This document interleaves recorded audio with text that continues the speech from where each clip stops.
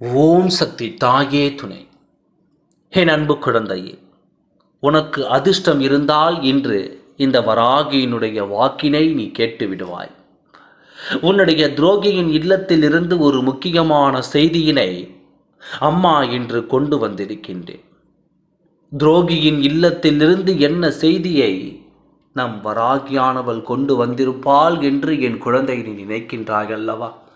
அதை உனக்கு நான் இப்பொழுது நிச்சயமாக சொல்கின்றேன். இன்று இந்த செய்தி செவிகளுக்கு கிடைக்க வேண்டியதற்கு மிகவும் முக்கியமான காரணம் என்ன தெரியுமா?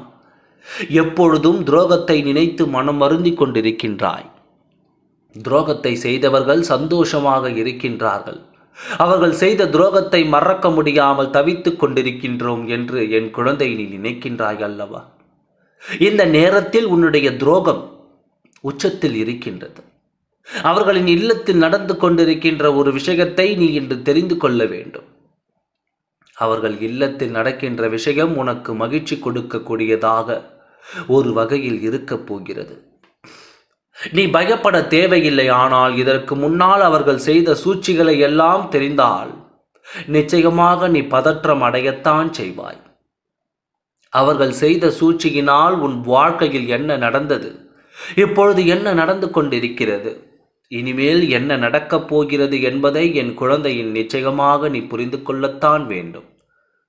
உன்னுடைய வாழ்க்கை இன்று உன்னை சுற்றி நடந்து கொண்டிருக்கின்றன. விஷயங்கள் எல்லாமே உன்னை மனம் வேதனைக்கு ஆளாக்கி கொண்டிருப்பது உண்மைதான். ஆனால் என் குழந்தையே, சில நேரங்களில் துரோகத்தை செய்தவர்களை பற்றி மீண்டும் மீண்டும் நினைத்து கொண்டு நீ சென்று கொண்டிருக்கின்ற சரியான பாதையில் இருந்து கூட தவறிவிடுகின்றாய். சில நேரங்களில் இவர்கள் செய்ததை நாமும் இவர்களுக்கு செய்துவிட்டால் என்னவென்று கூட என் குழந்தை நீ சிந்திக்க தொடங்கி விடுகின்றாய். இப்படி நீ சிந்திக்க தொடங்குகின்ற இந்த நேரத்தில் நான் இந்த வராகியானவள் உன்னுடைய வாழ்க்கையில் ஒரு முக்கியமான விஷயத்தை நடத்தி காட்டப் போகின்றேன். உன் துரோகியின் இல்லத்தில் என்ன நடந்து கொண்டிருக்கிறது என்று தெரியுமா? முன்பு ஒரு நாள் நான் சென்றிருந்த பொழுது உன் வாழ்க்கையை அழிப்பதும் உன் வாழ்க்கையில் இனிமேல் எந்த விஷயங்களும் நடக்க விடாமல் தடுப்பது மட்டுமே அவர்களின் ஒரே எண்ணமாக இருந்தது.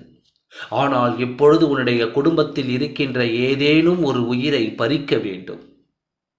அப்பொழுதுதான் அவர்களை பார்த்தால் உனக்கு பயம் வரும் என்று நினைத்து அவர்கள் எப்பொழுதும் உனக்கு வழிகளை மட்டுமே கொடுக்க வேண்டும் என்று நினைத்து கங்கணம் கட்டிக்கொண்டு திரிந்த அவர்கள், அதன் பிறகு இந்த வராகியானவள் அவர்களுக்கு கொடுத்த துன்பத்தினால் அவர்கள் அந்த தண்டனையை அனுபவித்து இப்பொழுது என்ன செய்து கொண்டிருக்கிறார்கள் தெரியுமா?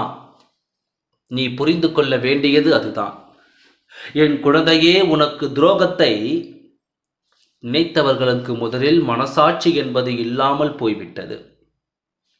அடுத்தவர் வாழ்க்கையை கெடுக்கின்றோமே என்ற எண்ணம் இல்லாமல் போய்விட்டது.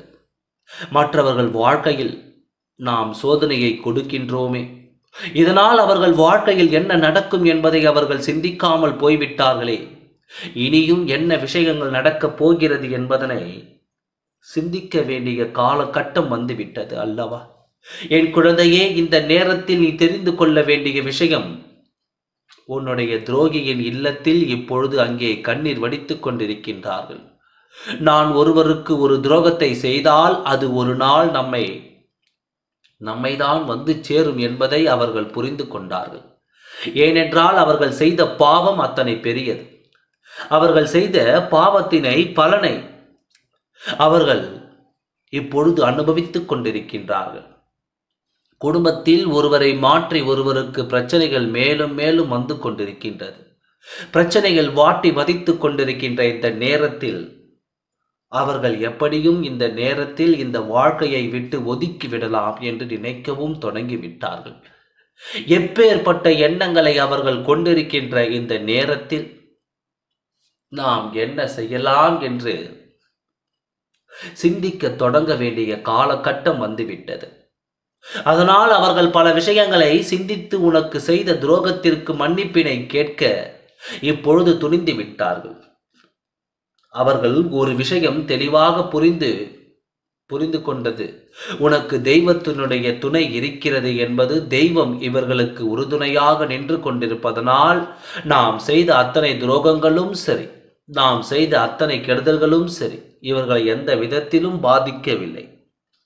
அதனால் இவர்கள் வாழ்க்கையில் நாம் நிச்சயமாக ஏதேனும் ஒரு செயலை இனி செய்ய நினைத்தால் தெய்வம் நம்மை பழிவாங்கிவிடும் என்ற பயம் அவர்களுக்குள் வந்துவிட்டது. இந்த பயத்தை இவர்கள் இப்படியே வைத்துக் கொண்டிருக்கும் வரை மட்டும்தான் உனக்கு இனி எந்த ஆபத்தும் இல்லை என்பதை என் குழந்தை நீ புரிந்து கொள்ள வேண்டும். இந்த வாழ்க்கையில் அடுத்தடுத்து என்ன நடக்க வேண்டும் என்பதை பற்றி நீ சற்று சிந்திக்க வேண்டும். ஏனென்றால் என் குழந்தை, நீ செய்ய வேண்டிய மிக முக்கியமான விஷயம் என்ன தெரியுமா?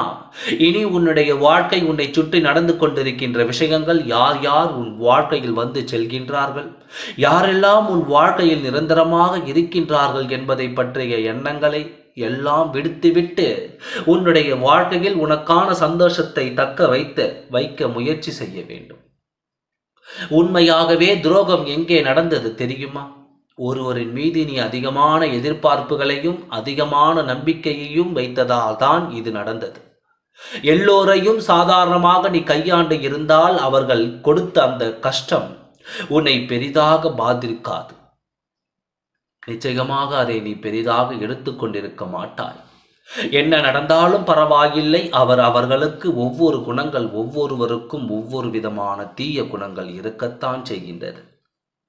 அந்த தீய குணங்கள் இவர்களுக்கு இருப்பதை அவர்கள் காட்டிவிட்டார்கள். அதனால் இதை நினைத்து நாம் பயப்பட வேண்டாம் என்று என் குழந்தை நீ நினைத்து விட்டால் போதும். இதிலிருந்து உன்னை நிச்சயமாக மீட்டு எடுத்து விட முடியும் என்பதை நீ புரிந்து கொள்வாய். இனியாவது இந்த விஷயத்தில் நீ மிக கவனமாக இருக்க வேண்டிய காலகட்டம் உனக்கு வந்துவிட்டது. யார் என்று என்ன நினைத்தாலும் சரி, யார் என்ன செய்தாலும் சரி, நீ செய்வதையெல்லாம் நான் பொருட்படுத்த போவதில்லை என்பதை மட்டும் நீ நினைவில் வைத்துக் கொண்டால் போதும். உன்னுடைய வாழ்க்கையில் உன்னை சூழ்ந்து நடக்கின்ற ஒவ்வொரு விஷயங்களும் நிச்சயமாக உனக்கு நல்லதை மட்டுமே கொடுக்கும் என்பதில் எந்த ஒரு மாற்று கருத்துமே கிடையாது. என் குழந்தையே, நான் உன்னுடைய இல்லத்தில் நிரந்தரமாக குடியிருப்பவர். இந்த வராகியானவள் அங்கே கம்பீரமாக அமர்ந்திருக்கும் பொழுது எந்த ஒரு துரோகியினுடைய தீய செயல்களும் உன்னுடைய இல்லத்தை நெருங்கி விடாது. அவர்கள் மனதிற்குள் நினைத்தாலே அதை நான் ஒழித்து கட்டி விடுவேன். என்ன வேண்டுமானாலும் செய்ய நினைக்கலாம், எத்தனை உயிரை வேண்டுமானாலும் பறிக்க நினைக்கலாம். ஆனால் அது ஒரு பொழுதும் இந்த தாயானவள் முன்னால் நடந்துவிடாது என்பதை முதலில் நீ புரிந்து கொள்ள வேண்டும். என் குழந்தையே, நிச்சயமாக இந்த தாயானவள் உன்னிடத்தில் உன்னை தேடி வந்து சில விஷயங்களை கொடுப்பதற்கு காரணம் இதுதான். நீ எதை பற்றியும் வேதனைப்படக்கூடாது, யாரை பற்றியும் கவலைப்படக்கூடாது. யார் என்ன செய்தாலும் செய்துவிட்டு போகட்டும் என்று விட்டுவிட வேண்டுமே தவிர அதன் பின்னால் தொடங்கி கொண்டே இருக்காதே. உனக்கான சந்தோஷத்தையும் மன நிம்மதியையும் எப்பொழுதும் உன் கையில் வைத்துக்கொண்டு உன்னை நாடி வருகின்ற கஷ்டங்களை தூர விலக்கி வைத்துவிட்டு நீ செல். நான் என் வேலையை பார்த்து செல்கின்றேன், என் வேலையை பார்த்து கொண்டு தான் நான் இருக்கின்றேன் என்று சொல்லி கடந்து சென்று கொண்டே இரு. எத்தனை கடுமையான சூழ்நிலைகள் வந்தாலும் அவை உன்னை ஒன்றும் செய்துவிட முடியாது. உன்னிடத்திலே பேசிக்கொண்டு அத்தனை விஷயங்களையும் உன்னிடம் இருந்து கேட்டு இன்னொருவரிடம் சொல்கின்ற மனிதர்கள் நிறைய பேர் இருக்கின்றார்கள். ஏனென்றால் அவர்களுக்கு தொழிலே அது ஒன்று தான். அவர்கள் தான் செய்கின்ற தொழிலை தனியாக செய்து கொண்டிருக்கின்றார்கள். அவர்களை எல்லாம் நம்பி மீண்டும் மீண்டும் உன் வாழ்க்கையில் இருக்கின்ற விஷயங்களை சொல்லிக் கொண்டிருக்கின்றாய். இனி ஒரு நாளும் யாரிடத்திலும் உன் வாழ்க்கையில் இருக்கின்ற ரகசியங்களை பற்றி வெளியில் சொல்லாது. உன் வாழ்க்கையில் என்ன நடக்கிறது என்பதை பற்றி யாரிடத்திலும் நீ பேசாதே.